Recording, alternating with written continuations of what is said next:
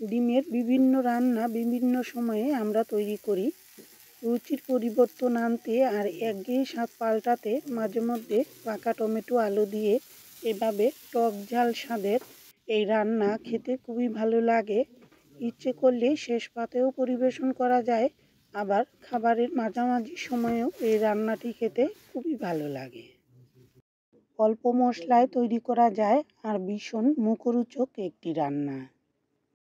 রান্নার জন্য হাঁসের ডিম নিয়েছি। আলু ও ডিম ভালো করে ধুয়ে কড়াইতে অল্প লবণ দিয়ে 5 থেকে 6 মিনিট সেদ্ধ করে নিয়েছি। সদ্য পাড়া হাঁসের ডিমের কুসা ছাড়াতে গেলে একটু অসুবিধা হয়। লবণ দিয়ে জাল দিলে সহজেই কুসাটা ছাড়িয়ে নেওয়া যায়। ডিম সেদ্ধ হয়ে আসলে কুসা ছাড়িয়ে রেখেছি, এবার রান্না শুরু করব। ডিম সেদ্ধ করে নিয়ে কড়াইটা ভালো করে ধুয়ে তাতে 2 চামচ তেল দিয়েছি। ডিমের আন্দাজ অনুযায়ী তেল দিলে ভালো হয়, আর যেহেতু গরুয়া রান্না তাই কম তেলই দিলাম। এবার তেল ভালো করে গরম করে নিচ্ছি, আর কড়াইতে তেল একটু ছড়িয়ে দিলাম, তাহলে ডিম ভাজতে কোনো সমস্যা হবে না। অল্প লবণ এবং হলুদ দিয়ে দিলাম। এবার ডিমগুলো লাল লাল করে ভেজে নেব। ডিম একটু লাল লাল করে ভাজলে দেখতেও ভালো লাগে আর ঝুলের কালারটাও খুব চমৎকার হয়। এভাবে লাল লাল করে ভেজে নেওয়ার পর তেল ছেঁকে তুলে রাখছি। গ্রাম বাংলায় হাঁসের ডিমটাই বেশি জনপ্রিয়। এখানকার প্রায় বাড়িতেই হাঁস পালন করা হয়, আর হাঁসের ডিমটাই আমরা বেশি রান্না করি। টমেটো আলু দিয়ে এই ধরনের ঝোল খুবই মুখরোচক একটি রান্না। মুখে রুচি না থাকলেও এই তরকারিটা খেতে খুবই ভালো লাগে। ভাজা ডিম তুলে রেখে অল্প কিছু পেঁয়াজ কুচি দিয়েছি আর কয়েকটি তেজপাতা চিড়ে দিলাম। পরিমাণ অনুসারে লবণটা আগেই দিয়ে রাখলাম, তাহলে মশলা কষাতে সুবিধা হবে। অল্প একটু জিরা এবং শুকনো মরিচ বাটা দিয়েছি।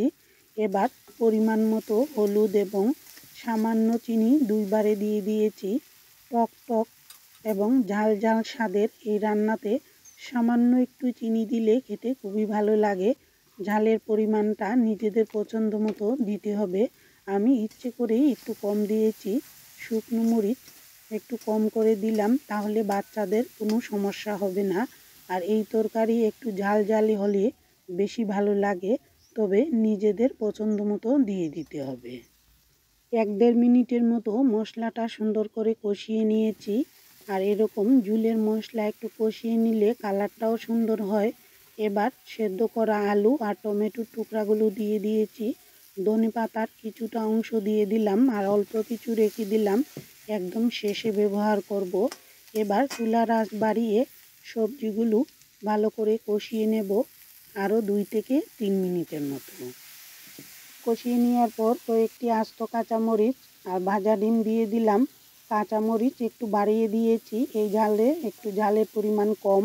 আর শুকনো মরিচ তো অল্প করে দিয়েছি, শুধু কালারটা সুন্দর করার জন্য। আর বেশি ঝাল দিলে বাচ্চাদেরও একটু অসুবিধা হয়, তাই আস্তই দিয়ে রাখলাম। আর পরিমাণ মতো জল দিয়েছি। পাকা টমেটো থেকে এমনিতেই একটু জল বেরোবে, তাই জল কম দিলেই ভালো হয়। কাঠের চুলায় রান্নাতে জল কিন্তু খুব তাড়াতাড়ি শুকিয়ে নেওয়া যায়, তবে গ্যাসে রান্না করলে জল আরেকটু কমিয়ে দিলেই ভালো হবে। চুলার আঁচ বাড়িয়ে দিয়ে আরও 3 থেকে 4 মিনিটের মতো জাল দিয়েছি। আর তরকারির ঝোল আগের চেয়ে অনেকটাই মাখা মাখা হয়ে এসেছে।